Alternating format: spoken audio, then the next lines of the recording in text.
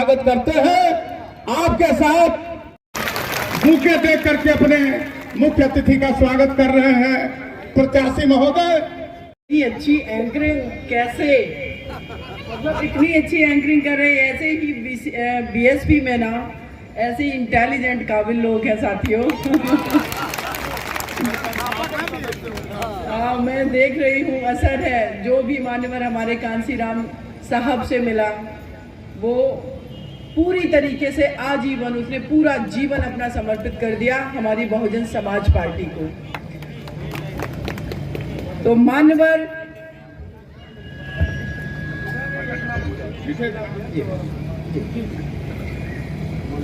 बाबा साहब भीमराव अंबेडकर जी को नमन करते हुए मान्यवर साहब आलम के लिए आप लोगों से अपील करने आई हूं।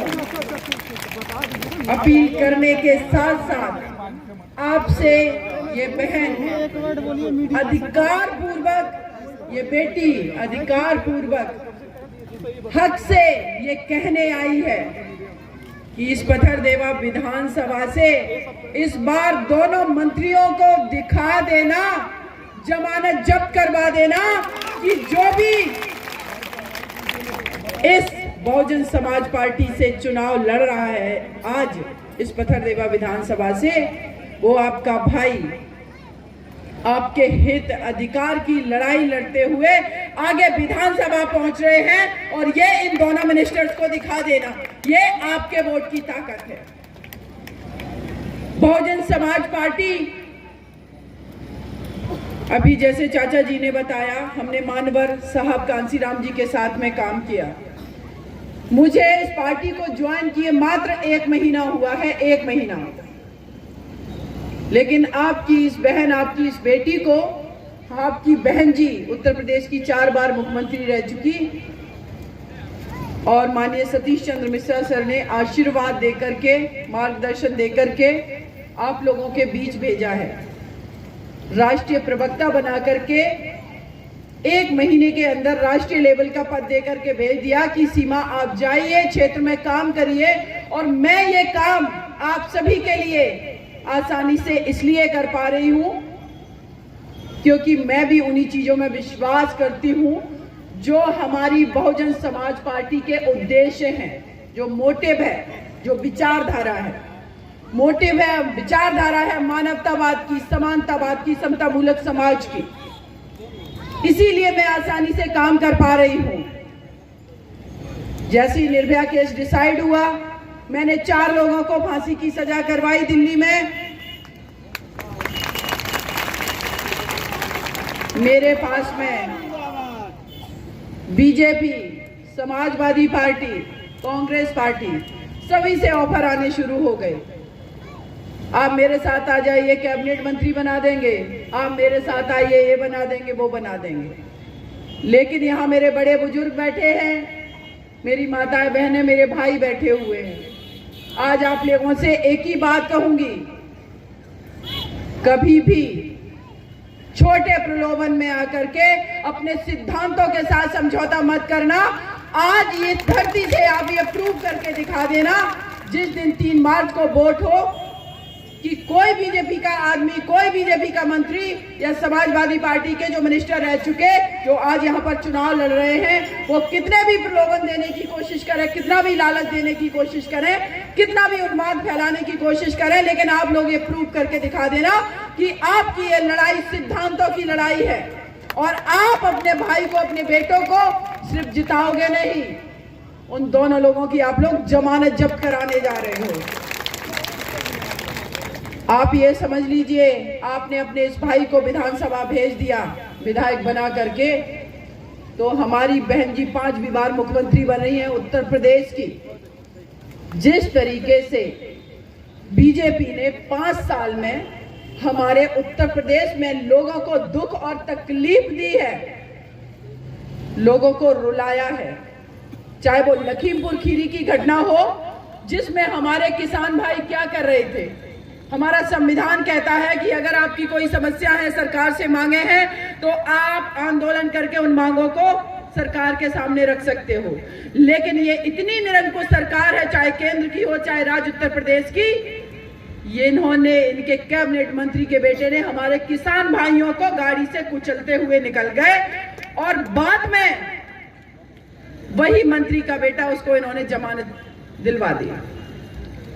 हमारा एक भाई शाहजहांपुर में अल्ताफ, आप लोगों को भूलना नहीं चाहिए, बाथरूम में 3 फुट ऊपर टोटी लगी हुई है पानी की, 3 फुट की टोटी, और मेरा वो अल्ताफ भाई 5 फुट का, कह रहे उसने आत्महत्या कर ली उस टोटी से फंदा लगा करके। ये लोग कस्टडी, पुलिस कस्टडी में हमारे लोगों को मारते आए हैं पिछले 5 सालों में, इन्होंने ये करके दिया है। इसका जवाब सिर्फ और सिर्फ आप लोग दे सकते हैं।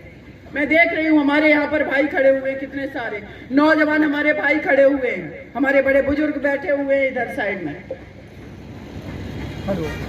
सिर्फ बहन जी का शासनकाल ऐसा रहा है 2007 से 12 वाला, या उससे पहले जब भी हमारी बहन जी मुख्यमंत्री बनी, जैसी सत्ता में आई, ये जो गुंडागर्दी आज उत्तर प्रदेश में हो रही है और समाजवादी पार्टी की सरकार में होती है, बहन जी के शासनकाल में इनकी हिम्मत नहीं थी कि किसी भी व्यक्ति के खिलाफ ये अपराध कर सके। 1,44,000 लोगों पर गुंडा एक्ट लगा करके जेल में डाल दिया था।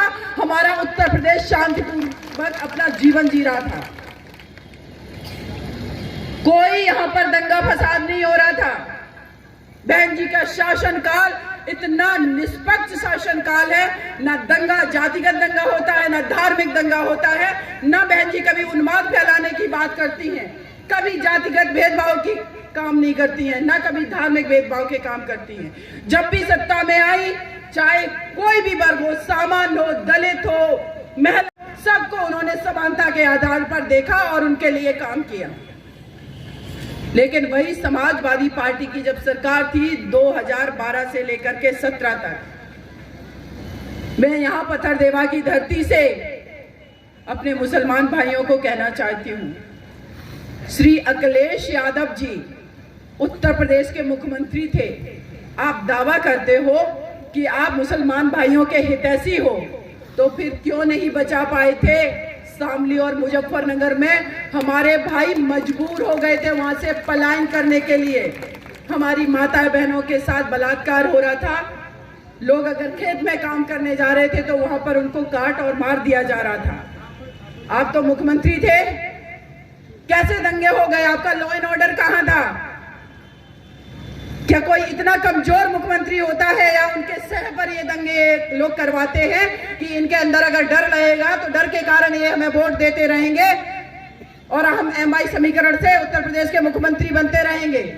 ऐसा हरगिज नहीं होगा इस 2022 में, क्योंकि बहन जी जिन्होंने कभी किसी जाति धर्म की बात नहीं की, लेकिन हर वर्ग को उन्होंने संरक्षण दिया। क्या चाहिए लोगों को? बीजेपी सरकार 80 और 20 की बात करती है, इनको शर्म आनी चाहिए। मेरा भारत और भारत का संविधान जब बना ना, तो वो संविधान की जो प्रस्तावना है वो कहती है, उसमें लिखा है हम भारत के लोग, भारत को संपूर्ण प्रबुद्ध संपन्न समाजवादी पंथ निरपेक्ष लोकतंत्रात्मक गणराज्य बनाएंगे। और बनाया। उन हम भारत के लोगों में इस देश का हर वर्ग शामिल है, चाहे वो सामान्य वर्ग हो, दलित वर्ग हो, महिलाएं हो, बच्चे हो, माइनॉरिटीज हो, सबने मिलकर के इस भारत को बनाया। इस भारत की विविधता, खूबसूरती इसी में है। लेकिन ये लोग जब सत्ता में आते हैं 80-20 की बात करते हैं, इनको शर्म आनी चाहिए। मेरे देश का हर नागरिक मेरे परिवार का सदस्य है, मेरे उत्तर प्रदेश राज्य का हर व्यक्ति मेरा अपना व्यक्ति है। इसीलिए बहन जी जब शासन में आती है, कभी भी वो उससे पहले घोषणाएं नहीं करती हम ये करेंगे वो करेंगे।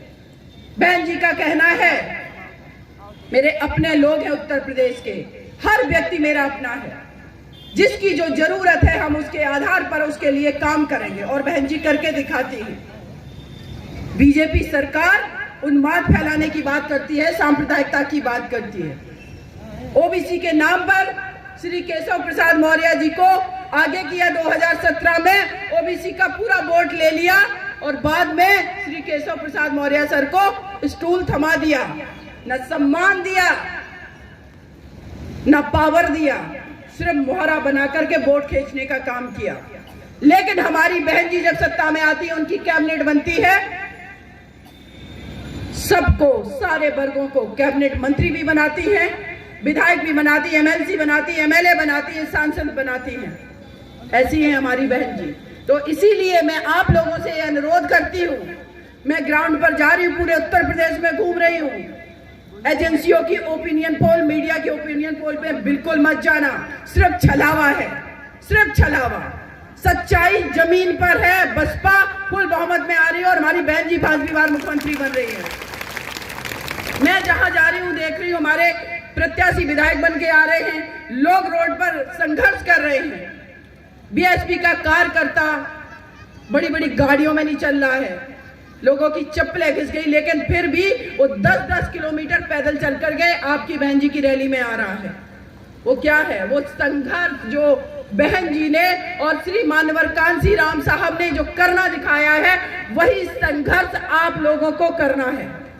और मुझे पूरा विश्वास है कि आप लोग इस पत्थरदेवा से जब 3 मार्च को चुनाव होगा, आप ये प्रूव करके दिखा दोगे कि कितना भी बड़ा तानाशाह हो उत्तर प्रदेश में, कोई भी मिनिस्टर हो, कोई भी मुख्यमंत्री हो, हराना सिर्फ एक वोट से है। अपने एक वोट के अधिकार का प्रयोग कर लेना।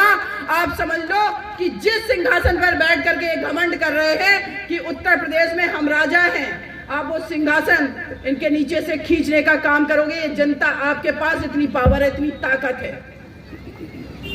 मोदी जी बुलडोजर लेकर के, वो योगी जी बुलडोजर लेकर के चले। इनको दुख होता है इस बात के देख करके कि जब कोई मुख्यमंत्री ऐसी बात करे, आप समझ लेना उस राज्य को ये किस तरीके से तकलीफ देने वाले हैं। कोई मुख्यमंत्री डेवलपमेंट की बात करेगा या बुलडोजर दिखा करके लोगों को डराने धमकाने की बात करेगा कि आपके घर गिरा देंगे, आपके मकान गिरा देंगे। लेकिन हमारी पार्टी बहुजन समाज पार्टी तोड़ने फोड़ने का नहीं, जोड़ने का काम करती है। और 2022 में हमारी बहन जी मुख्यमंत्री बन रही है।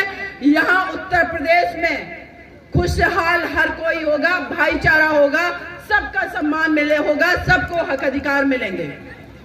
यहाँ पर हमारे भाई नौजवान खड़े हुए हैं, नौकरियां नहीं है हाथ में।